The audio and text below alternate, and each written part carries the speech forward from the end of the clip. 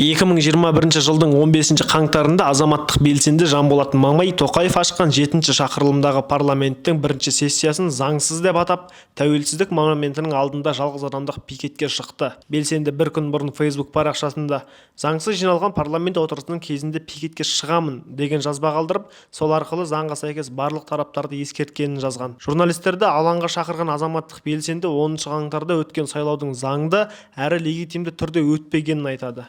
Сағат 12:00-де басталған пикетке бақ өкілдерімен қатар Жанболат Мамайдың жақтастары да келді. Заңсыз парламент таратылсын деген плакат ұстап тұрған белсендінің сөзін бөліп, тарауға шақырмақ болған әкімдік өкілдеріне Мамайдың жақтастары кедергі жасап, жиналып тұрған топқа кіргізбей қойды. Көрдіңіздер, адамдардың өзі қолдайды. Мына биліктен әбден шаршады Қазақстанның халқы.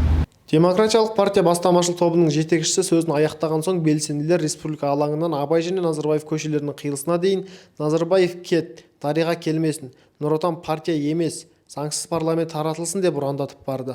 Назарбаев кет! Назарбаев кет! Назарбаев кет! Назарбаев кет! Назарбаев кет!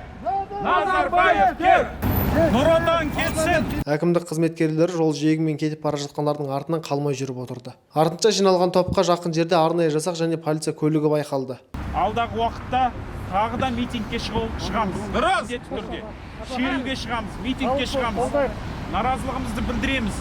Мына парламент қашан легитимділігін жояды, қашан мына парламент тарамайынша бізде күрес тоқтатпаймыз. Иә, солай ден. Сондықтан барша ағайынды қолдауға шақырамын. Дұрыс. Барша ағайынды біздің сапқа қосылып, мына әділетсіздікті тоқтатуға шақырамын.